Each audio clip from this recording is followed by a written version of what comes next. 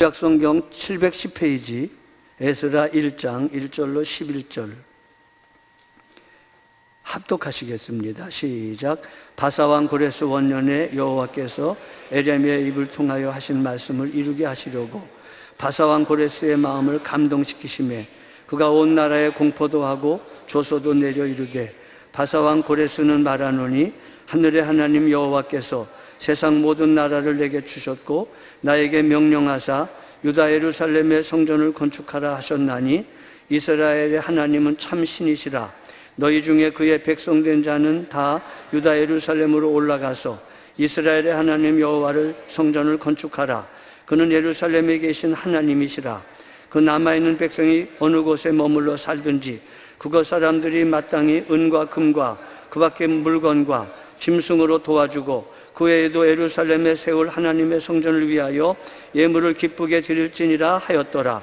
이에 유다와 베냐민 족장들과 제사장들과 레위 사람들과 그 마음이 하나님께 감동을 받고 올라가서 예루살렘의 여호와의 성전을 건축하고자 하는 자가 다 일어나니 그 사면 사람들이 은그릇과 금과 물품들과 짐승과 보물로 돕고 그 외에도 예물을 기쁘게 드렸더라. 고레스 왕이 또 여호와의 성전 그릇을 꺼내니 옛적에 느부갓네살이 예루살렘에서 옮겨다가 자기 신들의 신당에 두었던 것이라. 바사왕 고레스가 창고지기 미드레닷과 에게 명령하여 그 그릇들을 꺼내어 세워서 유다 총독 세스바살에게 넘겨주니 그 수는 금 접시가 30개요 은 접시가 1000개요 칼이 29개요 금 대접이 30개요 그보다 못한 은 대접이 400개열이요 그의 그릇이 1000개이니 금, 은 그릇이 모두 5400개라. 사로잡힌 자를 바벨론에서 예루살렘으로 데리고 갈 때에 세스바살이 그 그릇들을 다 가지고 갔더라. 아멘. 이제 우리가 에스라서를 시작합니다. 구약 성경은 39권으로 되어져 있고 17권의 역사서와 17권의 예언서로 되어져 있습니다. 그리고 가운데에 욥, 시편, 잠언, 전도, 아가 5권의 시가서로 되어 있습니다. 그래서 17권, 5권에서 독수리처럼 가운데 시가서를 문체로 해서 양날개로 39권이 되어져 있습니다. 이 17권의 역사서는 순수 역사서 12권과 율법을 포함한 모세 5경을 5권으로 되어져 있습니다. 그리고 이쪽에 예언서는 포로 전 예언서 12권과 포로 후 예언서 5권으로 역시 되어져 있습니다. 그리고 가운데 5권은 시편, 잠언, 전도, 아가, 욥 이렇게 시가서로 되어져 있습니다. 그래서 구약 성경은 5, 12, 5, 12, 5 이렇게 39권으로 되어져 있습니다. 처음 5권은 순수한 언약, 옛 언약, 구약이라고 합니다. 그래서 구약 성경은 39권이지만 구약은 엄밀하게 말하면 레위기, 신명기를 중심으로 한 모세 5경입니다. 그래서 모세 5경은 언약의 주도자 하나님에 대한 말씀이 있습니다. 그가 어떻게 세상을 창조하셨고 아브라함을 불러서 구원의 역사를 시작하셨는가. 언약을 주도하시는 언약 당사자 하나님에 관한 말씀이 창세기에 기록되어 있습니다. 모세 5경의 두 번째 책 출애굽기는 언약의 또 다른 상대방, 대상자 하나님의 백성 이스라엘이 어떻게 한 가족에서 한 민족으로 되었는가를 출애굽기를 통하여 말씀하고 있습니다. 언약의 또 다른 대상자입니다. 민족 이스라엘입니다. 그렇게 해서 하나님이 언약 백성을 애굽에서 건져내어 시내산에 이르게 하여 시내산에서 하나님, 언약의 주도자 하나님과 언약의 대상자 이스라엘 사이에 시내산에서 언약을 맺는 게 그게 시내산 언약이고 그 언약서가 레위기입니다. 그리고 그 레위기 언약을 따라서 이스라엘 백성이 애굽에서 살 때와 다른 방식으로 사는 훈련을 받는 책이 민수기입니다. 민수기. 그리고 40년의 훈련 기간이 끝나고 이제 약속의 땅으로 들어가기 직전에 하나님의 사람 모세를 통하여 언약을 총정리하고 증보하고 설명하는 언약의 완결판이 신명기입니다. 그래서 5권의 옛 언약서와 그리고 여호수아부터 에스더에 이르는 12권의 순수 역사서를 가지고 17권이 역사서가 되어 있습니다. 이 언약의 말씀을 잘 지키고 순종하느냐 그렇지 아니하고 배반하느냐의 이야기가 바로 역사서의 이야기입니다. 언약을 잘 지킨 사람들이 간증과 고백과 찬양과 아름다운 시들을 기록한 것이 5권의 시가서입니다. 언약을 지키지 아니하는 사람들에 대해서 하나님이 부지런히 예언자들을 보내어 언약을 상기시키고 언약을 지키라고 경고하고 책망하고 말씀하신 내용이 이쪽 편에 있었던 17권의 예언서입니다. 17권 중에 12권은 멸망하기 전에 예언한 것입니다. 그리고 5권은 멸망 이후에 하나님의 말씀이 진실하심을 증거하는 예언서입니다. 39권 중에서 우리는 지금 32권을 마쳤습니다. 완벽하진 못하지만 대강 마쳤습니다. 그리고 우리는 지금 7권을 남겨놓고 있는데 오늘 에스라서를 시작하면서 이제 얼마 남지 아니하는 구약 성경을 이제 나가고 있습니다. 역사서 중에서는 에스라와 느헤미야와 에스더서를 남겨놓고 있습니다. 예언서 중에는 포로기 이후에 5권 중에서 남은 3권 학개, 스가랴, 말라기 짧은 부분만 남겨놓고 있습니다. 시가서 중에는 5권 중에 욥기 하나를 남겨놓고 있습니다. 이렇게 7권만 지나면 길고 긴 구약 성경을 마감하게 됩니다. 하나님의 은혜로 하나님께서 강단을 복을 주시고 또 말씀을 듣는 여러분들에게 지혜를 주셔서 하나님의 말씀, 언약의 말씀이 잘 박힌 목과 같이 여러분에게 박힐 수 있게 되기를 축복합니다. 지금 우리는 에스라서를 시작합니다. 바벨론의 포로가 되어 귀환한 이스라엘 백성들의 이야기를 지난주일 말씀드렸습니다.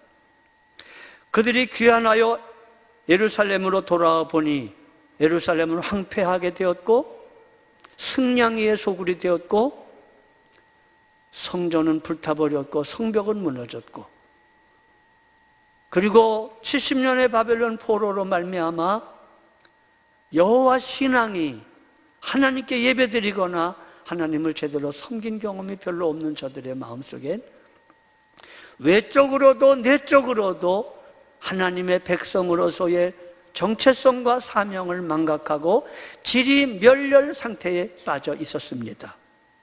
낙심하고 있었습니다. 그런데 하나님께서 그들을 사랑하사 그때 에스라를 보내셨습니다. 에스라를 통하여 특별히 잃어버린 하나님의 백성으로서의 정체성을 다시 찾게 하십니다. 그리고 잃어버린 하나님의 백성으로서의 제사장 나라로서의 사명을 고취시키는 일을 하게 하십니다. 포로 귀환은 단번에 이루어지지 않았고 3번에 걸쳐 이루어졌습니다.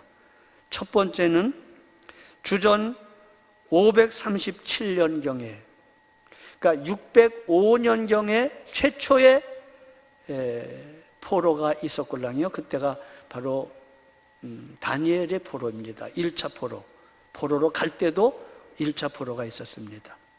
그때부터 70년이 지난 주전 537년에 하나님께서 고레스 왕의 마음을 감동하셔서 고국으로 돌아가서 성전을 건축하라고 엄명을 내려 약 5만 명 정도가 고국으로 돌아가게 됩니다.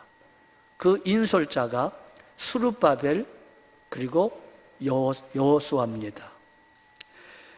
스룹바벨을 대부분의 많은 학자들은 오늘 8절에 나오는 세스바살이라고도 말합니다. 오늘 8절에 보면 유다 총독 세스바살에게 넘겨주니, 그리고 11절에도 세스바살이라는 말이 나오는데, 대부분의 학자들이 이 세스바살을 바로 수룹바벨이라고 설명합니다. 그래서 1차 포로 귀환의 주동적인 사람은 총독 세스바살과 수룹바벨과, 그리고 종교적인 지도자 여호수아, 이 두 사람이 주동적으로 해가지고 약 5만 명, 여기서 5만 명은 1차, 2차, 3차를 거의 아우르는 숫자라고도 볼 수 있습니다만은 꼭 그렇지는 않습니다. 아무튼 약 5만 명 정도가 1차 포로에서 예루살렘으로 복귀합니다. 2차 포로 귀환은 주전 458년에 1차 포로에서부터 상당한 세월이 흘러서 에스라가 주동적으로 포로 약 1,500명 내지 1,800명의 사람들과 함께 고국으로 돌아갑니다. 3차 포로 귀환은 주전 444년에 에스라 이후 약 14년 후에 느헤미야에 의해서 포로 귀환이 이루어집니다. 그런데 중요한 것은 수룹바벨 여호수아는 성전을 건축하는 사명을 가지고 가서 5만 명과 함께 성전을 건축합니다. 에스라는 성전 건축의 그 소프트웨어가 되는 하나님을 경외하는 마음과 하나님의 말씀과 하나님의 백성의 잃어버린 정체성과 사명을 회복시키는 내면적인 영적 부흥의 불씨가 됩니다. 그게 에스라의 이야기입니다. 그 다음에 느헤미야는 세 번째로 성벽을 건축합니다. 그래서 성전과 성벽과, 그리고 그 안에 감춰져 있어야 될, 반드시 갖춰야 될 여호와 신앙, 하나님의 백성의 정체성, 하나님의 백성의 사명을 수룹바벨과 여호수아와 에스라와 느헤미야라는 지도자들을 보내셔서 민족을, 다윗 왕조의 왕조를 이어가는 하나님의 신정국가, 언약의 공동체를 세우는 일을 행하게 하셨습니다.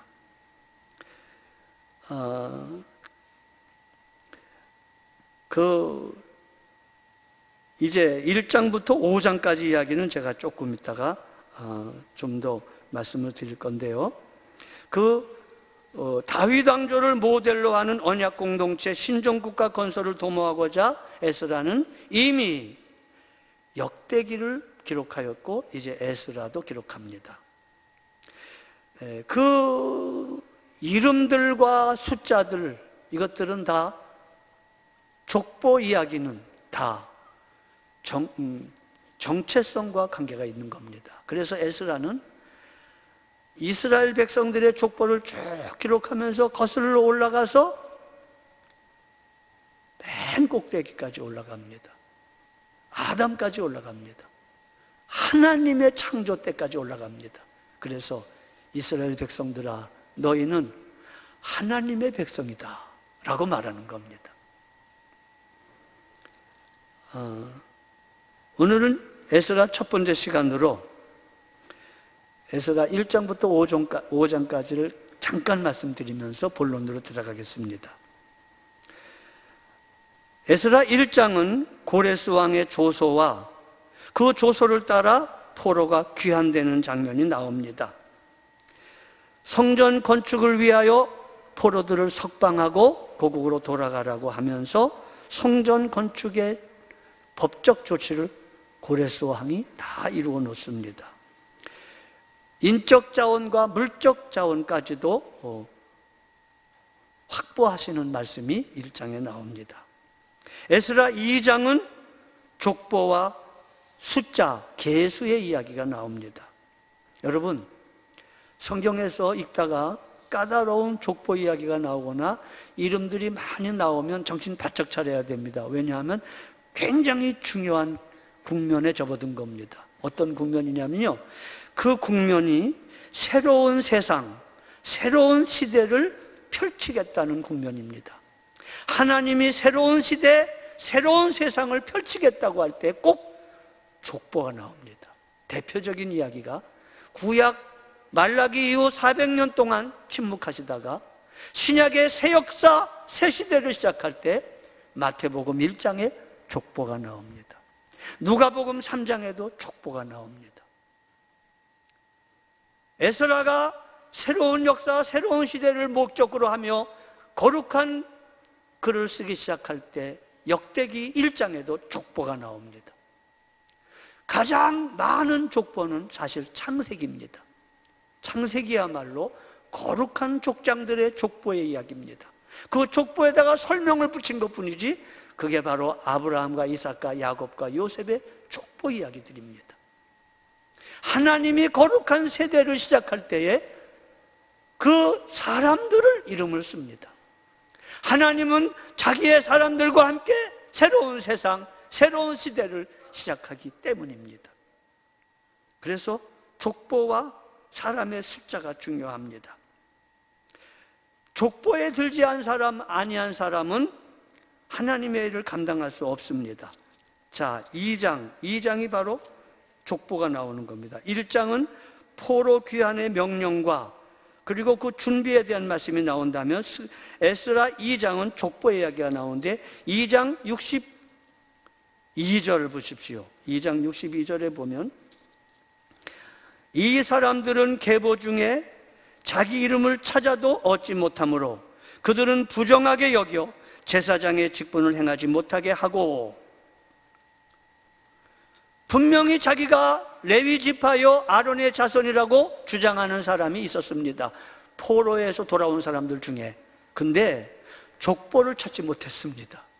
그래서 제사장 직분을 주지 않았습니다. 4장으로 가면 건축을 할 때에 사마리아 사람들이 우리도 예배당을 같이 짓는데 동참하겠다 그럴 때 족보에 들지 않은 사람이기 때문에 너희는 이 예배당 성전을 짓는데 동참할 수 없다라고 거부합니다. 그러니까 족보에 들어간다는 말은 대단한 이야기들입니다.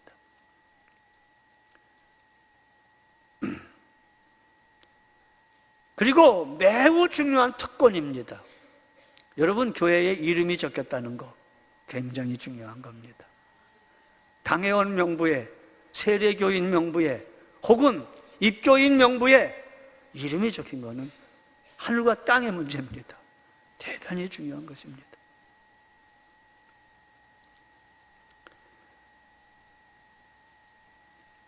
왜 하나님은 자기 백성을 5만 명가량을 일으켜서 포로에서 귀환하게 하셨는가?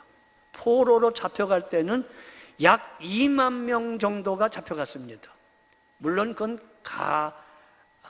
대략 그렇다는 겁니다. 정확한 건 모릅니다. 성경을 근거로 해서 찾을 수 있는 데까지 찾아보니까 약 2만 명 정도가 포로로 잡혀갔고 그 외에 더 있을 겁니다. 그런데 귀환하는 숫자를 보니까 1차 포로 때만 약 5만 명 정도가 귀환됐습니다. 바벨론 70년에 많은 숫자가 늘었습니다. 돌아온 5만 명 외에도 수많은 사람이 늘어서 온 세계 가득하게 디아스포라로 퍼져나가는 사람들도 있었습니다.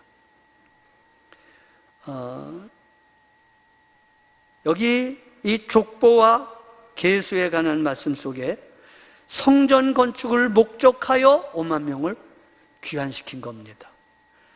그러니까 오늘 1절에 보면 1절에 이렇게 되어 있습니다. 바사왕 고레스 원년에 여호와께서 에레미야의 입으로 말씀하신 대로 그 말씀을 이루려고 바사왕 고레스의 마음을 감동시키심에 그가 온 나라에 공포도 하고 조소도 내려 이르되, 바사왕 고레스는 말하노니 하늘의 하나님 여호와께서 세상 모든 나라를 내게 주셨고 나에게 명령하사 유다 예루살렘에 성전을 건축하라 하셨나니, 그러니 올라가라.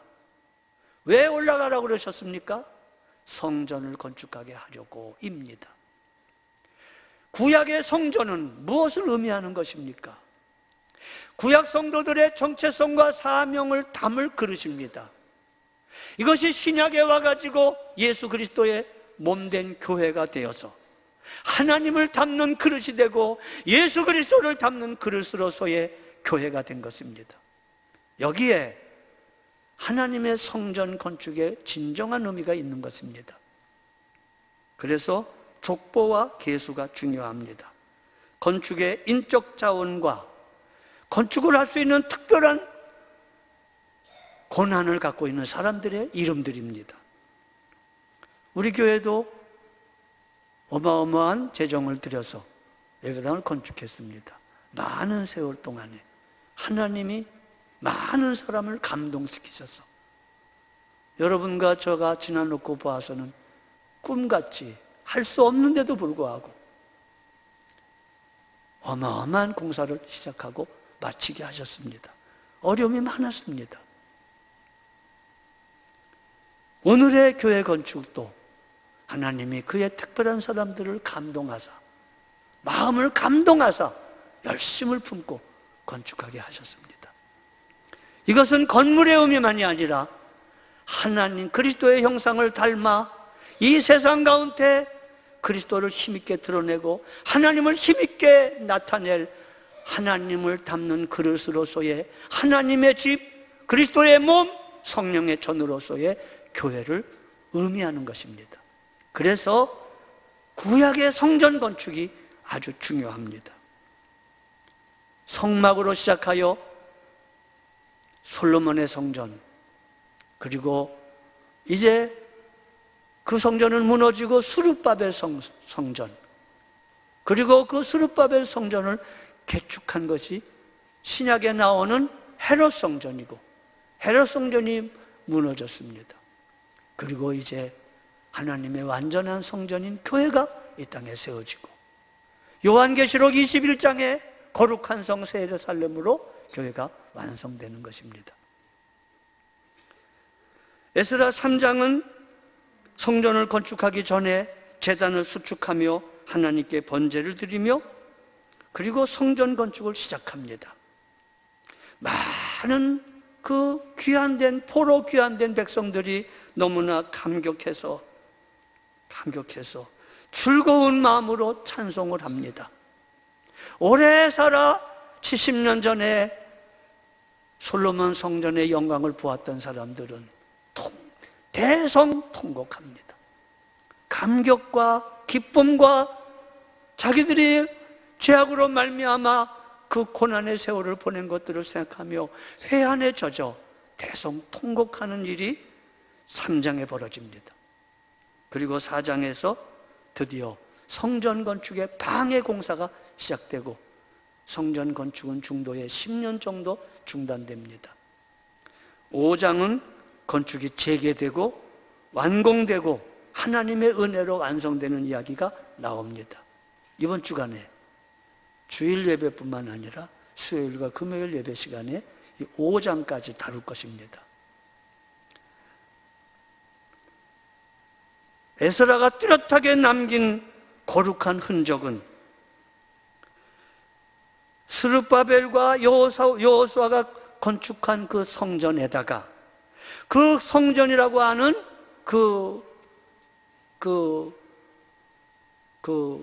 하드웨어죠. 하드웨어 속에다가 여호와를 경외하는 마음, 하나님의 백성의 정체성과 사명, 다윗 왕조를 이어갈 하나님의 나라의 거룩한 혼, 이것들을 담아놓은 사람이 바로 에스라입니다. 어떻게? 예배로, 말씀으로, 거룩한 구별된 삶으로 에스라를 통하여, 에스라서를 통하여 하나님은 그 일을 이루셨습니다.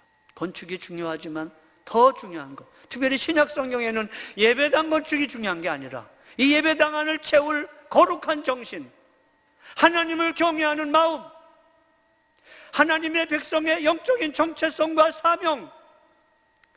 그래서 출애굽기 19장 말씀처럼 세계가 다 내게 속하였나니 너희가 내 말을 잘 듣고 순종하면 너희는 제사장 나라가 되고 거룩한 백성이 되고 내 소유가 될 거라고 하는 그 하나님의 백성들로 채우는 것. 그래서 온 세상 속에 하나님을 힘있게 드러내고 나타내고 표현하는 하나님의 몸, 그리스도의 몸으로서의 교회를 세우는 것, 이게 오늘의 이야기로 연결됩니다. 에스라는 구약에 이 뚜렷한 흔적을 남겼습니다. 특별히 그가 성전 건축을 통해서 그 성전 건축 안에다가 집대성하여 집어넣었던 거룩한 정신, 하나님을 경외하고 성결한 신앙, 백성의 정체성을 회복하고 사명감을 유지하는 그것들은 에스라의 모가치였습니다. 자, 오늘 본문으로 들어가겠습니다. 본문 1절에 보면 하나님은 바사왕 고레스를 감동하셨습니다. 하나님은 감동하시는 하나님입니다. 하나님은 마음을 감동하시는 분이시며, 하나님의 일은 하나님의 감동을 받은 사람들의 순종을 통해서 이루십니다. 교회를 건축하거나 그 당시로 말하면 예루살렘 성전을 건축하는 큰 일을 앞에 두고 하나님은 제국의 통치자 고레스 왕의 마음을 감동하셨습니다. 아까 1절 읽어드렸지 않습니까? 바사왕 고레스 원년에 여호와께서 에레미야의 입을 통하여 하신 말씀을 이루려고, 하나님의 말씀을 이루려고, 하나님의 뜻대로 이루려고 고레스의 마음을 감동시켰습니다. 하나님의 감동의 목적은, 그렇게 해서 이루시려고 하는 일의 목적은 다 하나님의 입에서 나오는 말씀을 이루려는 것입니다. 그것 때문에 감동하시고, 그것 때문에 말씀하시고, 그것 때문에 명령하십니다. 하나님은 마음을 감동하시는 방법으로 일하십니다. 하나님은 하나님에 의해서 마음의 감동함을 받은 사람들을 통해서 그들의 기도와 그들의 순종을 통하여 일하십니다. 지금 에스겔서의 이야기와 똑같이 연결되는 이야기입니다. 비전을 주시고 기도하게 하시고 순종으로 일하신다는 말씀과 똑같은 말씀입니다. 하나님이 무슨 일을 할 때에 천사를 통하지 아니하시고 사람을 통하여, 그것도 감동받은 사람을 통하여 일하신다는 말은 하나님의 눈물겨운 사랑과 하나님의 어떠한 분이심을 보여주고 있습니다. 하나님은 인격적인 분이십니다. 역사의 주관자요 대주제이심에도 불구하고, 마음대로 행할 수 있음에도 불구하고 하나님은 자기의 사람들을 불러 감동하심으로, 그 감동을 받은 사람이 자원하여 순종하게 하심으로, 기도하게 하심으로 일을 이루십니다. 그때 하나님은 고레스의 마음을 감동하셨고, 백성들의 마음을 감동하셨고, 에스라의 마음을 감동하셨고, 스룹바벨과 여호수아의 마음을 감동하셨고, 느헤미야의 마음을 감동하셨고, 그의 지도를 받는 모든 사람들의 마음을 감동하사 새 나라를 세우게 하시고 그 구심점인 성전을 건축하게 하셨습니다. 하나님의 감동을 받은 고레스는 그 감동에 순종하여 조소를 내립니다. 그것이 바로 2절로 4절의 말씀입니다. 다시 말씀드립니다. 마음을 감동하시는 하나님입니다. 하나님은 감동으로 일하시고, 하나님의 마음의 감동을 받은, 하나님의 감동을 받은 사람들이 그 감동에 순종하는 사람들을 통해서 일하십니다. 2절로 4절에 그가 온 나라에 공포도 하고 조소도 내려 고레스가 말합니다. 바사왕 고레스는 말하노니 하늘의 하나님 여호와께서 세상 모든 나라를 내게 주셨고 나에게 명령하사 유다 예루살렘에 성전을 건축하라 하셨나니, 성전 건축의 명령을 하늘의 하나님이 내게 하셨다. 감동의 핵심입니다. 그게 여호와 백성의 공동체의 정체성과 사명을 담는 그릇입니다. 오늘날 말하면 교회입니다. 3절, 이스라엘의 하나님은 참신이시라. 너희 중에 그의 백성된 자는 다 유대 예루살렘으로 올라가서 이스라엘의 하나님 여호와의 성전을 건축하라. 그는 예루살렘에 계신 하나님이시라. 그 남아있는 백성 사정으로 올라가지 못하고 남아있는 백성이 있다면 어느 곳에 머물러 살든지 그곳 사람들의 마땅히 은과 금과 그 밖에 물건과 짐승으로 도와주고 그 외에도 예루살렘에 세울 하나님의 성전을 위하여 예물을 기쁘게 드릴지어다 하였더라. 이게 조소의 내용입니다. 그러자 이 고레스 왕의 조소를 받은 백성들의 지도자들이, 역시 하나님의 마음에 감동을 받은 사람들이 일어나 예루살렘으로 올라갑니다. 수십 년의 삶의 터전을 버리고 새로운 땅으로 갑니다. 대다수가 바벨론에서 태어난 사람들입니다. 70년 지났으니까. 그러나 옛날에 본토 친척 아비집을 떠나라도 말씀을 들었던 아브라함처럼 고레스 왕의 명령을 통해서 하나님의 명령을 발견한 그들은 본토를 떠나고 태어난 땅을 버리고 고국으로 돌아갑니다. 그 부분에 대해서 5절과 6절은 이렇게 말씀합니다. 이 떠난 사람들도 여전히 그 마음에 하나님의 감동을 받고 떠났습니다. 명령한 고레스도 마음의 감동을 받았고 명령을 따라 순종하는 모든 5만 명의 백성들도 하나님의 감동을 받았습니다. 5절 여러분 보시기 바랍니다. 이에 유다와 베냐민 족장들과 제사장들과 레위 사람들과 그 마음에 하나님께 감동을 받고 올라가서 예루살렘의 여호와의 성전을 건축하고자 하는 자가 다 일어나니, 다 일어났습니다. 그 마음에 하나님의 감동을 받고 예루살렘에 올라가서 성전을 건축하고자 하는 자가 다 일어나서 올라갔습니다. 사면 사람들이 은그릇과 금과 물품들과 짐승과 보물로 돕고 그 외에도 예물을 기쁘게 드렸더라라고 말합니다. 1차 포로 때의 지금 이야기입니다. 아직 에스라는 거기 가지 않았습니다만은 나중에 역대기를 기록하고 그리고 역대기 이후에 성전 건축의 이야기를 지금 기록하고 있는 겁니다. 정말 제가 하고 싶은 말씀은 이제 본론이고 결론입니다. 하나님은 감동하시는 하나님이십니다. 아멘이십니까? 하나님은 무슨 일을 하고자 하실 때 감동하십니다. 강제하지 않습니다. 강제하지 않습니다. 여러 가지 방법으로 감동하십니다. 하나님은 숨지 않으십니다. 하나님은 자기 백성에게 숨지 않으십니다. 특별히 신약의 여러분과 저에게 하나님은 드러내십니다. 하나님이 숨지 아니하신다는 말씀은 이사야 30장에 나옵니다.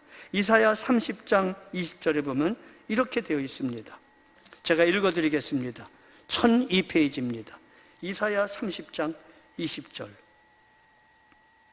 주께서 너희에게 환난의 떡과 고생의 물을 주시나 내 스승은 다시 숨기지 아니하시리니 내 눈이 내 스승을 볼 것이며 너희가 오른쪽으로 치우치든지 왼쪽으로 치우치든지 내 뒤에서 말소리가 내 귀에 들려 이르기를 이것이 바른 길이니 너희는 이리로 가라 할 것이며 모든 우상에서 우상을 향하여 나가라 하게 말씀하신다 라고 그 후에도 기록하고 있습니다. 하나님은 숨지 아니하시는 분이십니다. 오늘도 말씀하시고 성령으로 감동하시는 분이십니다. 하나님의 감동은 은밀한 일을 깨닫게 하십니다.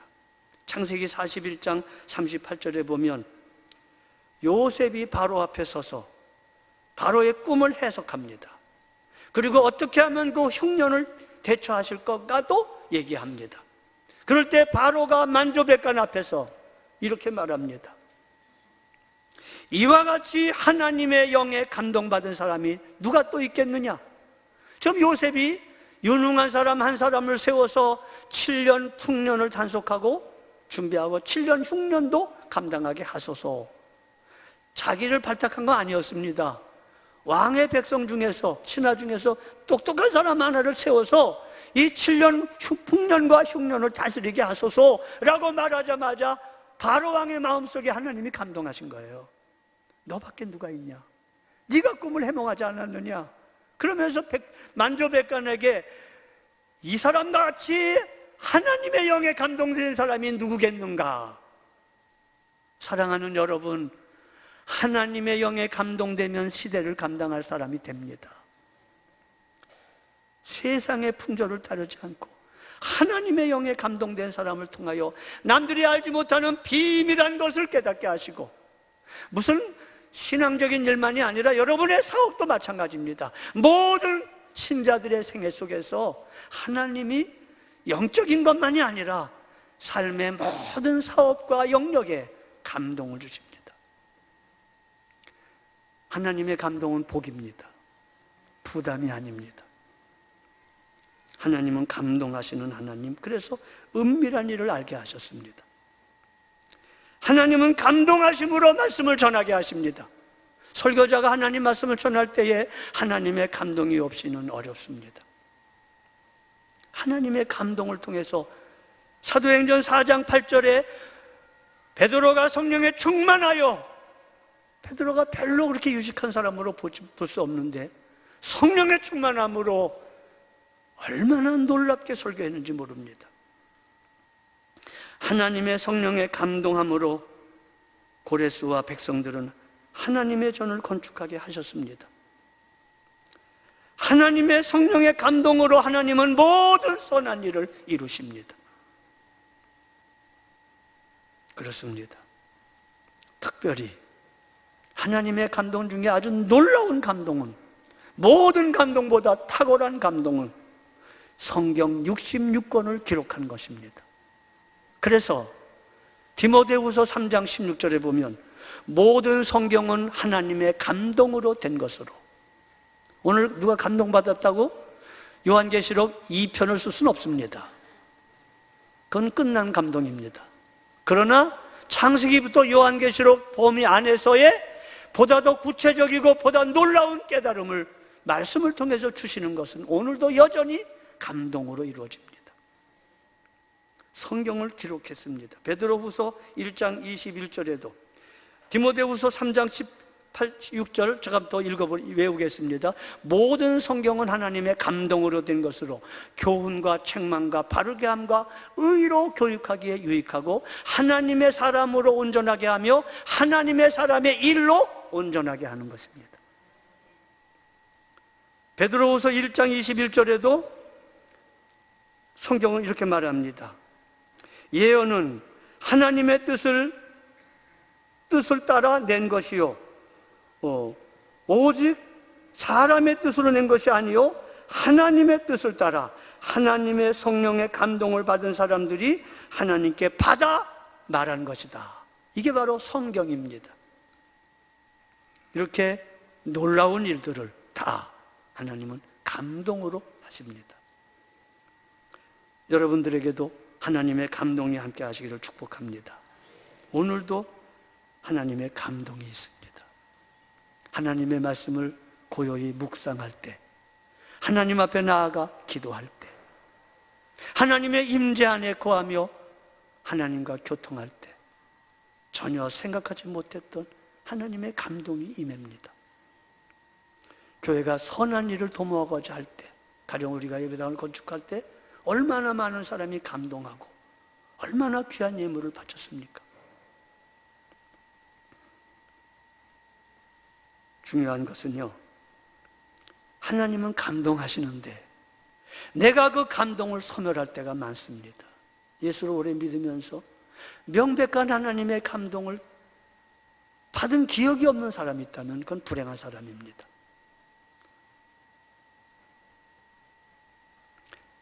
우리 집에 상고 나온 여선지자가 한 분 계십니다. 여러분 너무 고맙게도 여러분들이 많이 헌금해 주셔서 우리 2대를 살려고 그랬는데 우선 하나를 샀습니다.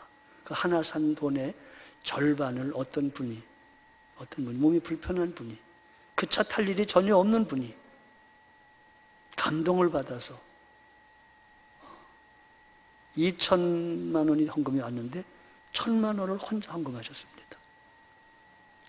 그래서 이제 이번 주간에 우선 한 차 하나가 우리에게 돌아옵니다. 이제 마지막 하나를 더 위해서 기도는 하고 있습니다만은 제가 그때 참 감동했습니다. 저분은 옛날에도 이 차를 타본 적도 없고 지금도 안 타고 앞으로도 안 타실 분인데, 아무 관계없는 분인데 감동으로 되셨습니다. 그런 걸 보면 우리가 감동이 됩니다. 여선지자 얘기하다가 말았죠. 그래서 이제 광고를 하고, 그 이제 어떻게 할까 생각하고 있는데, 여선지자님께서 제가 받지 못한 감동을 받았습니다. 여보, 당신 평상시에 이렇게 챙겨놓은 거 있을 거야. 그거 털어내라. 주 여호와의 말씀이다. 이렇게 나오니 이거 어떡합니까? X는 묻지 마세요. 하여간 털어서 냈습니다. 그래도 조금 남았습니다, 아직. 여러분, 하나님의 감동은 어떤 때는 번거롭습니다. 그치, 마치 전철 안에서 피곤한 사람이, 젊은이가 그냥 눈 감고 자는 척하고 있는 것처럼, 우리는 그래서 때때로 하나님의 감동을, 하나님 나는 감동하지 마세요, 이럽니다. 우리 강사와 DTS 강사 같은 분에서 컴퓨터 같은 거 플로잉 났다는 얘기를 하면서도 자기는 좋은 컴퓨터를 쓰고 있는 거야. 그러니까 마음에 캥기는지, 여러분 저 강사 보러 이 컴퓨터 누구 주라고 기도하지 마세요. 그렇게 얘기하더라고요. 그 감동이 올까 봐 두려운 거죠, 그 사람은. 지난번에 우리 김홍래 전도사님이 우리 교회에 부흥했습니다. 부흥했는데 부흥회 중에 그 같이 도와주었던 김은혜 권사님이라고 기억나십니까? 그 김은혜 권사님이 간증을 1시간 했습니다. 근데 그 김은혜 권사님이 미국에서 오래 계시면서 비행기 타고 와가지고 김은혜 전도사님을 돕는 분이에요. 그러면서 하시는 말이, 옛날에 미국에 있을 때도 교회가 무슨 일이 생겼는데 그걸 감당할 사람이 누구라고 어떤 집사님한테 목사님이 그랬대요. 집사님, 이거는 집사님이 형편도 좋으시니까 이걸 좀 감당 좀 하세요. 그랬더니 무미적거리고 그분이 안 하시더래요. 그래서 옆에 보고 있던 김은혜 집사님이 내가 하겠다고 그래가지고 그걸 맡았노라고 말씀하시면서 그 한증에서, 이상하게 하나님은 나에게 감동을 자주 주세요. 하나님의 감동을 주면 어떻게 할 수가 없어요. 그러다 보니까 많은 일을 하게 했노라고. 이 김홍래 전도사님을 돕는 일도 하나님의 감동으로 복음을 전하는 분을 돕는 거라고. 그러면서 얼마 있다가 전도사님과 함께 미국까지 다 감당해서 모시고 가서 그 집회를 인도하는 일에 하나님이 날 쓰신다고, 이렇게 말씀하시는 거 들었습니다. 사랑하는 여러분, 데살로니가전서 5장 16절로 17절, 18절은 우리는 외웁니다. 항상 기뻐하라, 쉬지 말고 기도하라, 범사에 감사하라. 하나님의 뜻이다. 근데 여러분 19절까지 암송하셔야 됩니다. 그 15, 16, 17, 18절의 근거가 19절에 있습니다. 성령을 소멸치 말며, 성령을 소멸치 아니하여 하나님의 감동이 계속되는 사람에게 항상 기뻐할 수 있게 되는 거예요. 쉬지 말고 기도가 되는 거예요. 범사에 감사가 되는 것입니다. 오늘도 하나님의 감동이 있습니다. 중요한 것은 그 감동을 소멸하지 아니하는 것입니다. 여러분은 하나님의 감동을 받은 적이 언제입니까? 여러분의 신앙생활에 끊임없이 김은혜 권사님처럼 크고 작은 일에 하나님의 감동이 함께 하시기를 바랍니다. 하나님의 감동은 결코 부담이 아닙니다. 유한한 여러분, 이따가 없어질 여러분과 여러분의 모든 생애가 없어지기 전에 영원한 하나님을 위해서 쓰고자 하시는 것입니다. 그건 복입니다. 사랑하는 여러분, C.S. 루이스라고 하는 사람이 쓴 책에서 악마의 유혹이라는 책이 있습니다. 어떤 사람이 런던의 어느 도서관에 가서 책을 보려고 가다가 거룩한 감동이 왔어요. 그래서 도서관에 가서 영적인 책, 신앙적인 책, 믿음의 책, 오랫동안 잃어버리고 교회로 나가지 않았던 사람에게 갑자기 하나님이 감동을 하신 거예요. 그래서 그 책을 뽑아서 이제 책상에 올려놓았습니다. 읽으려고 그러는데 점심때가 되었습니다. 밥을 먹고 와가지고 읽는데 무슨 생각이 들었냐면, 더 급한 거 있지 않냐, 다른 거 먼저 봐라, 다른 거 먼저 봐라. 그런 감동이 오더래요. 그건 나쁜 감동이죠. 그러다가 어물어물 하다가 도서관 문 닫는 시간 돼가지고 그 책을 읽지 못하고 도로 꽂아놓고 집으로 오는 길에 착간에서, 차 안에서 이 사람은 아무 일도 없었다는 듯이 졸고 있었습니다. 그런데 C.S. 루이스는 말합니다. 그때 그의 옆에 악마가 웃고 있었다. 악마가 웃고 있었다. 거룩한 감동을 하나님이 주셨는데 내가 성공했다 이거예요. 내가 거룩한 감동을 받지 못하고 거룩한 책을 보지 못하게 하고 거룩한 것에 관심을 갖지 못하게 했다고 악마가 웃고 있었다는 얘기, 무서운 얘기입니다. 사랑하는 여러분과 저의 인생에서 혹시 악마의 유혹은 없으십니까? 거룩한 열심, 거룩한 생각, 거룩한 헌신, 거룩한 하나님의 감동을 받는데 즉각적으로 순종하지 못하고 그 감동을 소멸함으로 우리들의 인생에 기쁨도 없고 기도도 끊어지고 감사가 끊어진다는 사실을 기억하시기를 바랍니다. 그러기 위해서 여러분 깨어 있으십시오. 하나님의 임재 안에 사십시오. 하나님과 친밀한 관계를 유지하십시오. 일상과 범사에서 하나님의 감동하심에 예민하게 반응하면 할수록 더 자주 예민하게 감동하십니다. 여러 번 감동하셨건만 거부하면 마음이 굳어져서 감동을 안 해서가 아니라 감동을 느끼지 못하게 될 겁니다. 하나님의 감동에 예민하게 반응하셔서 명백하게 반응하셔서 여러분의 삶 속에 하나님을 뚜렷하게 드러내시기를 축복합니다. 오늘 하나님은 감동으로 일하십니다. 오늘 하나님은 하나님의 감동을 받아 순종하는 사람들을 통해서 일하십니다. 기도하시겠습니다. 일어나시겠습니다. 하나님 아버지, 예나 지금이나 고레스 왕을 감동하시고 그 당시의 지도자들을 감동하셔서 거룩한 성전, 거룩한 교회를 이루셨던 하나님, 오늘도 감동하시는 것을 내 삶 속에서 포착하게 하옵소서. 소멸하고 소멸하지 말게 하시고 우리의 마음이 예민하여 깨어있게 하셔서 하나님의 감동에 순종하는 저희들 되게 하옵소서. 우리 구주 예수 그리스도의 대속하신 은혜와 하나님 아버지의 사랑하심과 주 성령님의 교통하심이 모두에게 함께 하시기를 축원하옵나이다. 아멘.